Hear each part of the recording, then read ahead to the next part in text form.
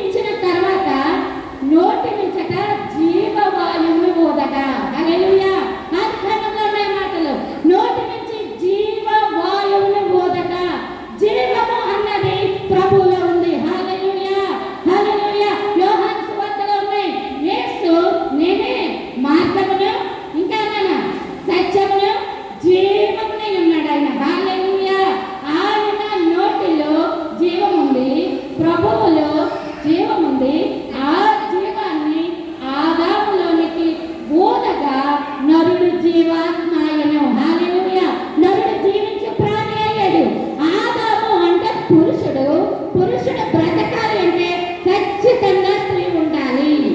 ఖచ్చితంగా స్త్రీ ఉండాలి. నరుడు ఒంటరిగా ఉండటం మంచిది కాదు. స్త్రీ అంటే ఎవరంటే దేవతామూర్తి. స్త్రీ ఎవరు అంటే జీవము.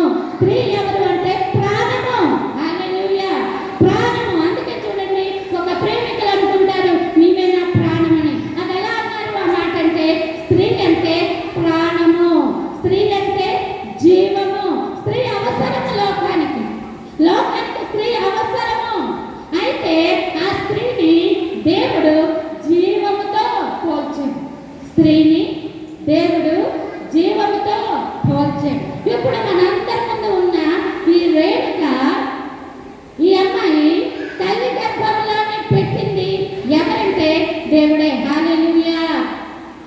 కేవలం ఆ అమ్మాయినా అంటే ఈరోజు నీవు నేను కూడా తల్లి గర్భంలో వచ్చింది దేవుడే. గర్భఫలము యెహోవా ఇచ్చు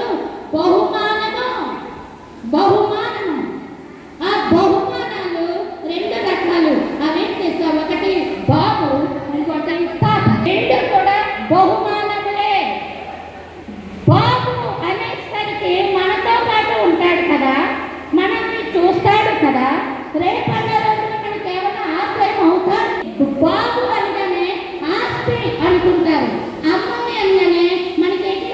బరువు, భారము, ఖర్చు అని ఇవన్నీ అనుకుంటారు. కానీ బైబిల్ గ్రంథం ఉంది కదా, గర్భఫలము యెహోవా ఇచ్చు బహుమానము. అది ఆడపిల్ల అయినా, అది మగ పిల్ల అయినా, అది బహుమానము. హల్లెలూయా. ఈరోజు నీవు ఇక్కడ ఉన్నా చూసావా, నిన్ను దేవుడు బహుమానముగా ఇచ్చాడు. హల్లెలూయా. నువ్వు దేవుడిని తెలుసుకోకుండా పుట్టినా నీవెవరు తెలుసా? బహుమానము. హల్లెలూయా. ఆ బహుమానము మనం ఎలాగా ఎదుగుతా ఉంటామో, ఒక మొక్క విత్తనం వేస్తే అది ఎలాగ ఎదుగుతా ఉంటుందో అలాగే దేవుడిచ్చిన బహుమానము సంవత్సరాలు అయ్యే కొద్దీ, రోజులు గడిచే కొద్దీ, మాసంలో అయ్యే కొద్దీ ఎదుగుతా ఉంటుంది. హల్లెలూయా. మనకి తెలియకుండానే ఎదుగుతుంది, మన ప్రమేయం లేకుండానే ఎదుగుతా ఉంటుంది. అలాగే మనందరం కూడా ఎదుగుతానే వచ్చాం. ఇప్పుడు ఈ రేణు ఏమైందంటే బాల్య దశలోంచి యవ్వనంలోనికి అడుగు పెట్టింది. అంతే కదా? అంతేనమ్మా? రేణు బాల్య దశలోంచి యవ్వన ప్రాయంలోనికి అడుగు పెట్టింది. మరి దీనికి ఇంత అందం అవసరమా? ఇంత అడావుడి అవసరమా? అంటే ఇక్కడ ఏంటి ప్రాముఖ్యమైన అవసరం అని మనం చూస్తే తిన్న రేణు కాదు, జీవము. ఆ విషయం గుర్తుపెట్టుకోండి. హల్లెలూయా. రేణు కాదు. స్త్రీ అంటే అర్థం ఏంటమ్మా? దేవత. స్త్రీ అంటే ఏంటి? జీవము. స్త్రీ అంటే ఏంటి? ప్రాణము. స్త్రీ అంటే ఏమిటో సార్? దేవుని నోటిలో నుండి వచ్చింది. హల్లెలూయా. దేవుని నోటిలోంచి ఆదాముకు జీవాత్మను ఊదగా, జీవాత్మ నోటిలోంచి ఉప్పను ఊదగా దేవుని నోటిలోంచి వచ్చింది స్త్రీ. ఇప్పుడు ఈ యొక్క రేణు యవ్వన ప్రాయంలోనికి అడుగు పెట్టింది అంటే తను బాల్యాన్ని విడిచిపెట్టి యవ్వనంలోనికి అడుగు పెట్టింది. హల్లెలూయా. యవ్వనము అంటే ఏమిటి అంటే దేవుడు నిన్ను వాడుకునే సమయం. హల్లెలూయా.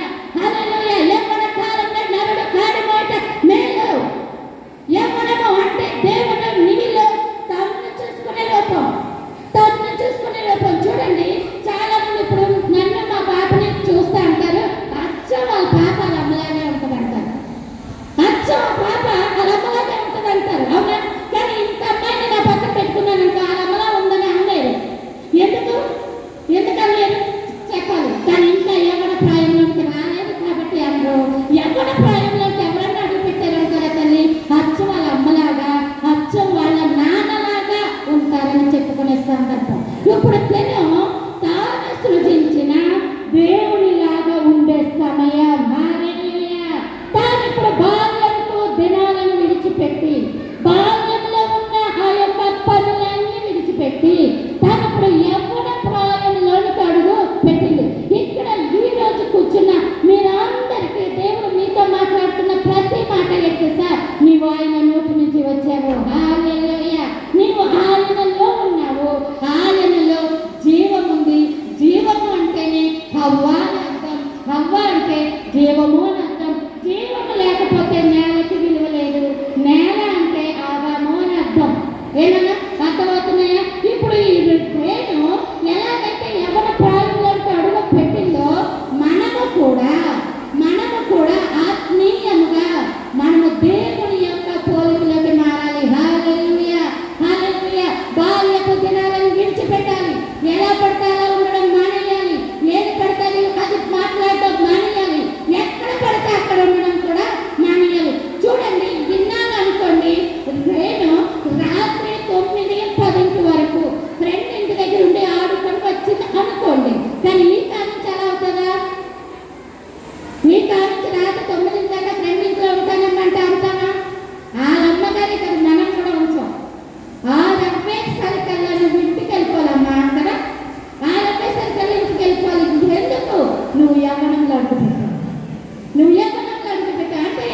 నీవు దేవుని యొక్క పోలిక.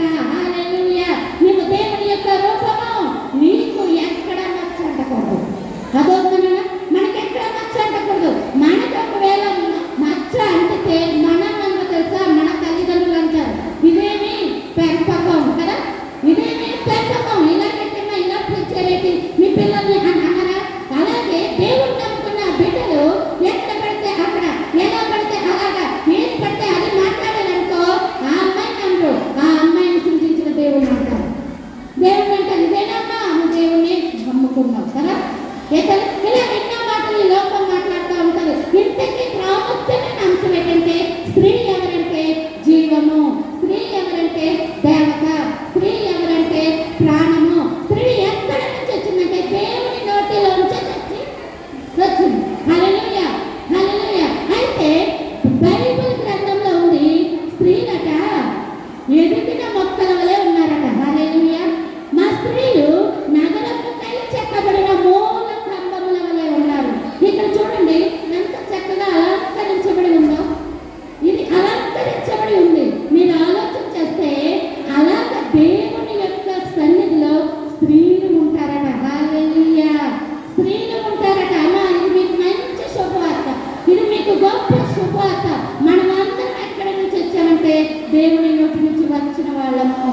మనందరి కోసము దేవుడు జీవం ఇచ్చాడు. హల్లెలూయా, హల్లెలూయా. ఈరోజు వర్తమానం ఉంటున్నా, నీవు ఎటువంటి పరిస్థితిలో ఉన్నా, ఎలాంటి సమస్యలు గుండా నువ్వు అడుగులు పెడుతూ ఉన్నా, మీ నాన్నగారిని ఎందుకు పనికిరాను కానీ నన్ను ఎవరో పట్టించుకోవట్లేదని అనుకుంటూ ఉన్నా, దేవుడు అంటున్నాడు తెలుసా, నువ్వు నాలో ఉన్నావు. హల్లెలూయా, హల్లెలూయా. నీవు నాలో ఉన్నావు, నువ్వు దేవుల్లో ఉన్నావు.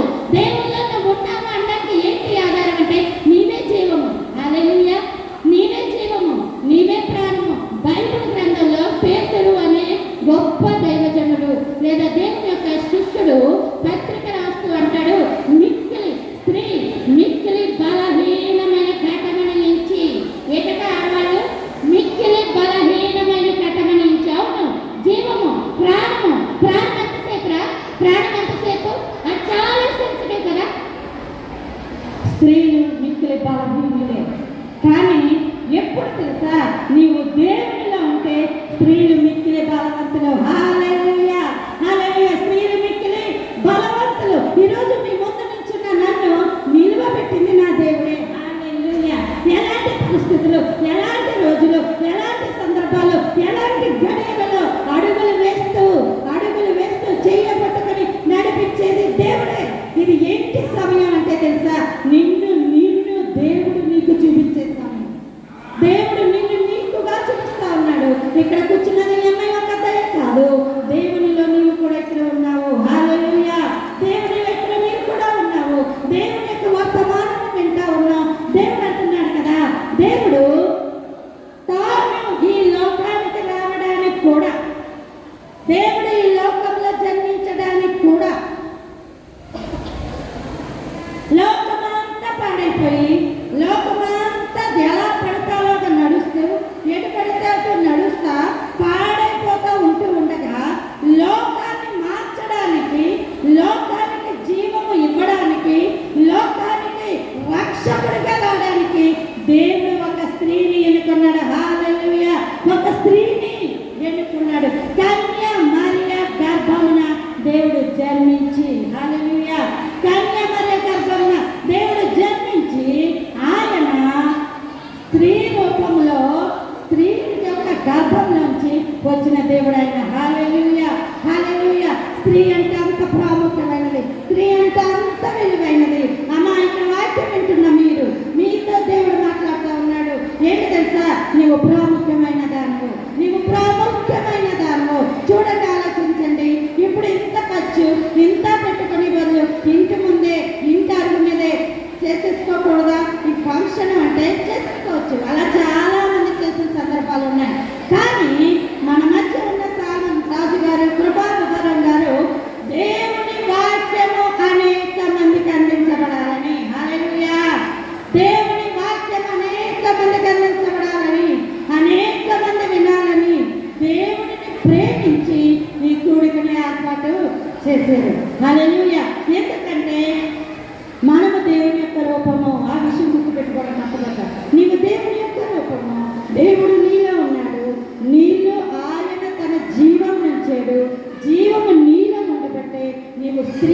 రూపంగా వచ్చాడు. దేవుడు స్త్రీలను చాలా ఘనపరిచాడమ్మ. బైబిల్ గ్రంథంలో మనము చూస్తే అమ్మా నా కుమారి అని మాట్లాడాడు ప్రభు స్త్రీలను ఎంత గౌరవంగా మాట్లాడారంటే, నా కుమారి నీ విశ్వాసము గొప్పది అని ఒక చోట మాట్లాడాడు. అమ్మా నీ విశ్వాసము గొప్పదని మరొక చోట మాట్లాడారు. స్త్రీ అంటే ఒక విలువ. హల్లెలూయా. స్త్రీ అంటే ఎట్లా ఒక విలువ. ఈరోజు వర్తమానం వింటున్న నీవు నీ జీవితంలో నాకు విలువ లేదండి అని అంటే నీకు విలువ ఇచ్చేది దేవుడే. హల్లెలూయా. నీకు విలువ ఇచ్చేది దేవుడే. విలువ లేని వారికి విలువను ఇచ్చుటకు దేవుడు వచ్చాడు. ఈరోజు వర్తమానం వింటున్న మీ జీవితాలలో దేవుడు మీకు ఉదాహరణగానే ఇక్కడ ఉంచాడు. కానీ మీకు ఉదాహరణగానే ఇక్కడ ఉంచాడు. స్త్రీ ఎందుకు అలంకరించబడతాది అంటే స్త్రీ జీవము కాబట్టి. హల్లెలూయా. జీవము అలంకప్ప కాదు. దేవుడు తన రూపాన్ని నేలకైతే ఇచ్చాడు, కానీ నేలకు కూడా విలువ రావాలని తన జీవమునిచ్చాడు. హల్లెలూయా. హల్లెలూయా. ఈరోజు స్త్రీలుగా ఉన్న మీరు జీవము. మీరెవరినైనా జీవము. ఒక కుటుంబం కట్టబడాలంటే స్త్రీ యొక్క ప్రార్థన. ఒక కుటుంబం ప్రభువులో ఎదగాలి అంటే స్త్రీ యొక్క ప్రార్థన. గంటలు మోకరించి ప్రార్థన చేయండి. పురుషులకి మనం చెప్పేది అనుకోండి, నాకు సమయం లేదండి, ఆఫీస్కి వెళ్ళాలండి, వ్యాపారం ఉందండి, పనులు ఉన్నాయండి, భారం ఉందండి అంటారు. కానీ స్త్రీ అయితే అలా కాదుగా. పొద్దున్న లేచింది మొదలు పిల్లలకి చక్కబెట్టుకొని ఎవరికి ఏమేమి ఇవ్వాలో అన్నీ అర్పించేసి అన్ని సిద్ధము చేసేసి ఇంకా అటు ఇటు తలుపులట్టుగా పెట్టేసుకొని స్త్రీ ఒక్కటి మాత్రమే గంటల కొద్దీ ప్రార్థన చేయగలరు. హల్లెలూయా. హల్లెలూయా. ప్రార్థించే స్త్రీలు బైబిల్లో అనేక మంది ఉన్నారు. స్త్రీ మాత్రమే ప్రార్థన చేయగలరు.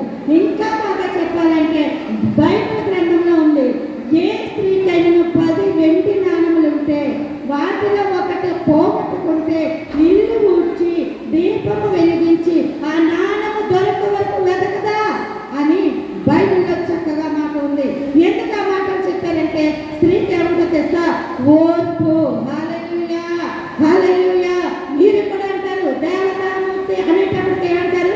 ఓర్పమ్మా, మంచి సహనమమ్మా అంటారు. ఎక్కడి నుంచి వచ్చిందా ఓర్పు?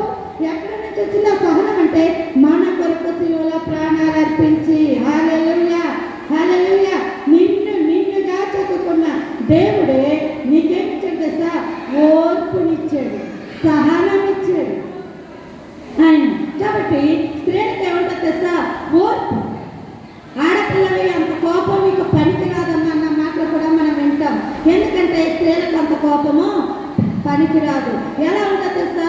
ఓర్పుగా ఓర్చుకుంటూ సహనముతో పనులన్నీ చక్కబెట్టుకుంటూ ఎక్కడైనా నష్టము వచ్చినా ఆ నష్టాన్ని ఎలా భర్తీ చెయ్యాలో కూడా స్త్రీకి మాత్రమే తెలుసు. హల్లెలూయా.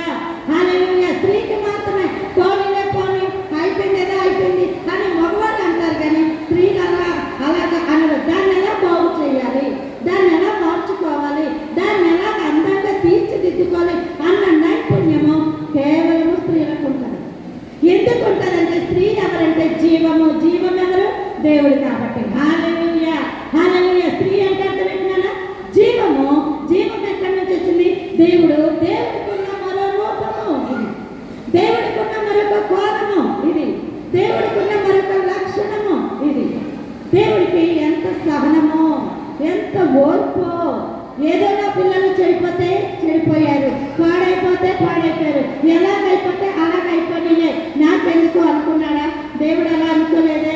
అయ్యో నా పిల్లలు చెడిపోతున్నారు, నా పిల్లలు బాధపడతా ఉన్నారు అని సిలువలో తన ప్రాణాలను అర్పించి మనందరి కోసము ఆయన రక్షణ మార్గాన్ని తీసుకొచ్చిన దేవుడు ఆయన. హల్లెలూయా. హల్లెలూయా. అంటే ఇంతకీ మీకు అర్థం అవ్వాలి, మీరు ఎవరు తెలుసా? జీవము. జీవము. మీరు జీవము. బైబిల్ గ్రంథం అలాగే చెప్పింది, మీరు జీవము. జీవమై ఉన్న మీలో యేసు ప్రభువారు జీవమై ఉంటేనే ఈ జీవమునకు విలువ. హల్లెలూయా. చూడండి, మ్యాంగో బాటిల్ ఉంటుంది కదా, మాజా డ్రింక్ బాటిల్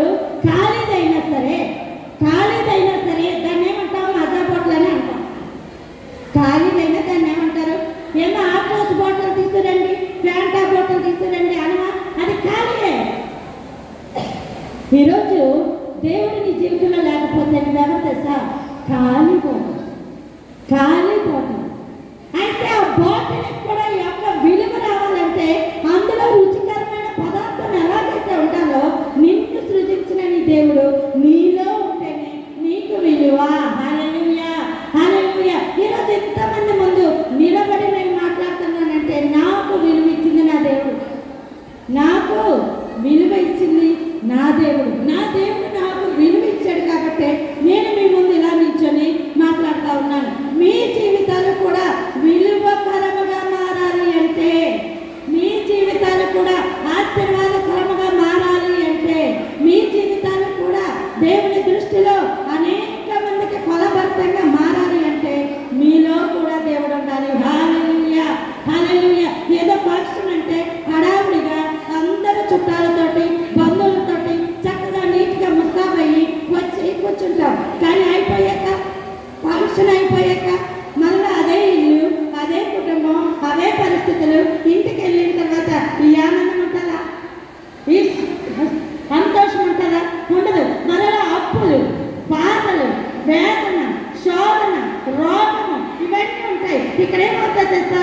నలుగురితో మాట్లాడటం వల్ల ఆ బాధ అణిగిపోయి ఆనందం కొంతసేపు ఉంటుంది. నలుగురితో మాట్లాడితేనే ఆనందం మీకు కొంతసేపు ఉంటే, మీకు సవాలుగా మాట చెప్తా ఉన్నాను. దేవుని నమ్ముకున్న బిడ్డలారా, స్త్రీ దేవుని యొక్క రూపమై ఉంది. స్త్రీలో జీవం ఉంది. నిన్ను సృజించిన దేవుడు నీకు శాశ్వత కాలం ఆనందం ఇవ్వడానికి, హల్లెలూయా, నీకు శాశ్వత కాల జీవం ఇవ్వడానికి, నీలో నిత్యము తన ఆనందం ఉంచడానికి, నిన్ను పట్టి పిలుస్తున్న బాధలు, వేదనలు, శోధనలు ఏదైతే ఉన్నాయో వాటన్నిటి నుంచి నిన్ను విడిపించడానికి దేవుడు తన గురించి ప్రకటింపజేశాడు. హల్లెలూయా. దేవుడు తాను నీకు ప్రత్యక్షపరుచుకున్నాడు. ఇక్కడ కూర్చొని ఈ రేటు ఉంది చూసారా? తెనక ఆ రూపం ఇచ్చింది దేవుడు. హల్లెలూయా. ఆ రూపం ఇచ్చింది దేవుడు. ఆ యవ్వన ప్రాయం ఇచ్చింది నువ్వు. ఆ యవ్వన ప్రాయం ఇచ్చింది దేవుడు.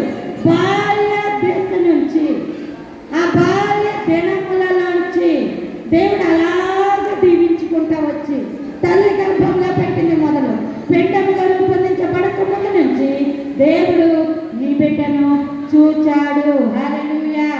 దేవుడు ఈ బిడ్డను చూచాడు. చూచి తల్లి గర్భంలోంచే మంచి కళ్ళు, ముక్కు, నోరు. ఆలోచించండి, లోకంలో ఎంతోమంది అంగవైకల్యంతో లేరా? ఉన్నారు కదా. దేవుడు ఇచ్చిన ఈ రూపం ఇదెవరికి తెలుసా? దేవుడికి. ఇదెవరు తెలుసా? దేవుడికి. నాన్న ఈ మాటలు మీరు వినాలి. నీవెవరు తెలుసా? దేవుని యొక్క రూపము, దేవుని యొక్క ప్రతిరూపము. నీవు ఆవు కాదు, గేదె కాదు, జంతువు కాదు, చేమాదాము అంతకన్నా కాదు. నీవు దేవుని యొక్క రూపము, దేవుని యొక్క పోలిక. జంతువు దేనికి నీకు సమానం కాదు. ఏ జంతువు దేవుని రూపము కాదు, దేవుని రూపము కాదు. కాకపోతే నువ్వెవరు తెలుసా? దేవుని యొక్క రూపం నువ్వే. హల్లెలూయా, హల్లెలూయా. దేవుడు నీకు ఉన్నతమైన స్థానం ఇస్తే నువ్వెందుకు ఇలా వచ్చేస్తావు కిందకి? నువ్వెందుకు ఇలా తగ్గించబడతావు? దేవుడు నీ కొరకు సిలువలో ప్రాణాలు పెట్టి రక్తము కాచి తిరిగి లేచిన దేవుడు ఆయన. నీ బాధలు తీర్చడానికి తన రూపం నీకు ఇచ్చాడు. హల్లెలూయా. తన రూపం నీకు ఇచ్చాడు. చూడండి, ఆలోచించండి. లోకంలో గనులైన వారు వారి యొక్క రూపాన్ని పెడితే వాళ్ళకు భయపడినంతగా భయపడతారు. అవునా కాదా? ప్రాముఖ్యులు, రాజకీయ నాయకులు ఒక వ్యక్తి రూపాన్ని ఇక్కడ పెట్టామనుకోండి, నిజమైన వాళ్ళకి ఎలా భయపడతారో అలాగే భయపడతారు. ఎందుకంటే ఈ రూపము వాళ్ళది కాబట్టి. ఒక కొంతకాలం నుండి మారిపోయేవారు, దిగిపోయే వారికే అంత భయపడితే నిన్నుగా సృజించిన నీ దేవుడు అమ్మాయి. నువ్వు లేకపోతే సృష్టి లేదు. నీవు లేకపోతే సృష్టి లేదు. సృష్టి ఎండిపోయింది, పాడైపోయింది. అయితే దేవుడు ఏం చేశాడంటే తనలో ఉన్న జీవాన్ని స్త్రీలో పెట్టాడు. హల్లెలూయా. స్త్రీలో పెట్టి ఆ స్త్రీని ఇంటికి వెలుగుగా ఉంచాడు. హల్లెలూయా. వెలుగుగా ఉంచాడు. చూడండి, మీరు ఆలోచించండి. ఎవరైనా ఇంటిలో స్త్రీలు లేకపోతే ఏమంటారు? ఇల్లు బాగుందంటారా? ఇల్లు చాలా బాగుందంటారా? అనరు. ముందేమంటారు? ఆ ఇంటిలో దీపం లేదు. ఏమంటారు అంతనా? ఏ ఇంటిలో ఉన్నా స్త్రీ లేకపోతే ఏమంటున్నానా? ఆ ఇంటిలో ఏం లేదు, దీపం లేదు. ఎందుకు అలా అన్నారు? ఎందుకు అలా అన్నారు అంటే దీపం అంటే వెలుగు, వెలుగంటే దేవుడు. హల్లెలూయా! వెలుగంటే దేవుడు. దేవుడు తన యొక్క పేర్లన్నీ స్త్రీకి ఇచ్చాడు. జీవము స్త్రీకి ఇచ్చాడు, వెలుగు స్త్రీకి ఇచ్చాడు. అయితే ఆ స్త్రీ దేవుడిని నమ్ముకుంటే కొనియాడబడతాదట. హల్లెలూయా! నిన్ను సృజించిన నీ దేవుణ్ణి నీవు నమ్ముకున్నప్పుడు నీలో ఉండి దేవుడు కొనియాడబడతాడు. హల్లెలూయా! హల్లెలూయా! ఈ మాటలు మీకు అర్థమవుతున్నాయా? దేవుడు ఈరోజు మీతో మాట్లాడుతున్నాడు. ఈ బిడ్డ ఉంది చూసావా, ఈ రేణు ఉంది చూసావా, ఈ రేణు బాల్య దిశ నుంచి యవ్వన ప్రాయంలోనికి అడుగుపెట్టి యవ్వన ప్రాయంలో ఉన్న ఈ బిడ్డ తనను సృజించిన తన తల్లి తండ్రికి మాత్రమే కాదు, తన కోసం సిలువలో ప్రాణం పెట్టి రక్తము కార్చిన దేవునికి కూడా ప్రతిరూపమే. దేవుని యొక్క పోలిక, దేవుని యొక్క ఆకారము. కెనమని తెలుసా? బహుమానము. హల్లెలూయా! బహుమానము. స్త్రీ ఎవరు తెలుసా నాన్న? బహుమానము. బహుమానాలు మనం ఎవరికైనా ఇచ్చేటప్పుడు ఆలోచించండి, ప్యాకింగ్ చేస్తాం. ప్యాకింగ్ ఎప్పుడు కూడా మీరు చాలా మంది ప్యాకింగ్ చేసి ఏవేవో తీసుకొచ్చి ఉంటారు. ఎందుకు బహుమానంగా ఇవ్వకుండా ఎందుకు ప్యాకింగ్ చేస్తాము అంటే అది చూడగానే లోన్ ఉన్నది ఎవరికి తెలియకూడదు, లోన్ ఉన్నది ఎవరికి తెలియకూడదని చక్కగా ప్యాకింగ్ చేస్తారు. దేవుడు కూడా అట స్త్రీని అలంకరిస్తాడట. హల్లెలూయా! స్త్రీ అలంకరించబడి ఉన్నది. స్త్రీ ఏమైంది? అలంకరించబడి ఉన్నది. దేవుడు తన వాక్యము ద్వారా స్త్రీలో ఏమొక్కడంటే దాచబడి ఉంటాడు. హల్లెలూయా! స్త్రీ కనుక నోరు తెలిస్తే కొంపలు అంటుకుపోతే అన్న పేరు కూడా ఉంది. ఆవిడ నోరు తెలిస్తే కొంపలు అంటుకుపోతాయి అన్న పేరు కూడా ఉంది. కానీ స్త్రీ నోరు తెలిస్తే ఆమె నోరు మాధుర్యం అన్న పేరు కూడా ఉంది. హల్లెలూయా! హల్లెలూయా! ఏంటమ్మా ఆ రెండింటికి తేడా అంటే ఒకరు దేవుని నమ్ముకున్న వాళ్ళు, రెండోది దేవుని నమ్ముకోలేని వాళ్ళు. దేవుని నమ్ముకున్న స్త్రీలు నోరు తెలిస్తారా? తెలుసా? నోరు మాధుర్యము. మాట వినాలనిపిస్తుంది. ఎంత చక్కగా మాట్లాడుతున్నావమ్మా, ఎంత సంస్కారం అమ్మా, ఎంత వినయమమ్మా. ఇవన్నీ ఎక్కడ నుంచి వస్తాయి తెలుసా? నిన్ను సృజించిన నీ దేవుళ్ళలోంచే వస్తాయి. నిన్ను సృజించిన నీ దేవుళ్ళలోంచే మాటలన్నీ వస్తాయి. ఇంతకీ స్త్రీ ఎవరు అంటే జీవము. జీవము అంటే ఎవరంటే దేవుడు. దేవుడు జీవవాయువును ఓదగా వచ్చిందే స్త్రీ. హల్లెలూయా! హల్లెలూయా! ఇప్పటికీ నువ్వు ఇంకా దేవుని నమ్ముకోకుండా ఉంటే, నీ బ్రతుకు కంటే ఒక అర్థం ఉందని నీకు తెలియకుండా ఉంటే, ఏదో బతికేస్తా విన్నాను, ఏదో అయిపోయింది, ఎక్కడి నుంచన్నా నా బ్రతుకు మారాలి, ఎక్కడి నుంచన్నా నా జీవితం మారాలి, ఎక్కడి నుంచన్నా నేను ఎందుకు పుట్టాను, ఎలా బ్రతుకుతున్నానో నా జీవితం మార్చుకోవాలి అని నువ్వు అనుకుంటే, నీవు నిజ దేవుడైన యేసు ప్రభుని సొంత రక్షకుడుగా అంగీకరించండి. ఏమీ లేదు ఇందులో. దేవుని సొంత రక్షకుడిగా అంగీకరించు, నీ కన్న తండ్రిగా అంగీకరించు. ఎటువంటి అధికారము నీ మీద లేదు సుమా, ఎటువంటి అధికారము లేదు. ఇది నీ సొంతము, నీ వ్యక్తిగతము. అదేంటి సార్? నా బ్రతుకు మార్చు ప్రభా, నా జీవితం మార్చు ప్రభా. ఇంకెంతకాలం ప్రభు ఈ కన్నీరు, ఇంకెంతకాలం ప్రభు ఈ వేదన. నన్ను పట్టించుకునేవారు లేరయ్యా, నా కోసం ఎవరు జారి చెప్పేవాళ్ళు లేరయ్యా, మాటలు చెప్పేవాళ్ళు ఉన్నారు కానీ సాయం చేసేవాళ్ళు లేరయ్యా అన్న పరిస్థితి నీకుంటే దేవుడు ఈరోజు నీతో ముఖాముఖిగా మాట్లాడుతున్నాడు. నీ జీవితం ప్రభువుకు అర్పించుకో. నేను ఎవరెక్కడ ఉన్న వాళ్ళందరికీ తెలుసు, నాకెంత కన్నీరు ఉందో ఇక్కడ ఉన్న వాళ్ళందరికీ తెలుసు. ఎలాంటి జీవిత అడుగులొచ్చి అడుగులు పెట్టుకుంటా వచ్చి మీ ముందు నిల్చున్నాను. ఇక్కడ ఉన్న చాలా మందికి తెలుసు. మీ ముందు సవాలు విసురుతున్నాను. నేను రోజుకే చెప్తున్నాను, నా జీవితాన్ని ఆశీర్వదించిన దేవుడు, నా బ్రతుకును ఆశీర్వదించిన దేవుడు, నా కన్నీటిని నాట్యంగా మార్చిన దేవుడు, నన్ను ఇంతమందిలో నిలువబెట్టిన దేవుడు నిన్ను నిలువబెట్టబోతాడు. హల్లెలూయా! నీ జీవితం మార్చబోతాడు. హల్లెలూయా! నీ జీవితం ఆశీర్వాదకరంగా ఉంచబోతా ఉంటాడు. కాబట్టి నిజ దేవుణ్ణి నువ్వు నమ్ముకో. నువ్వు నమ్ముకొని ప్రభువా నా జీవితం నీకు అర్పిస్తానయ్యా అని నువ్వు అనుకున్నప్పుడు దేవుడు నీ జీవితాన్ని ఆశీర్వాద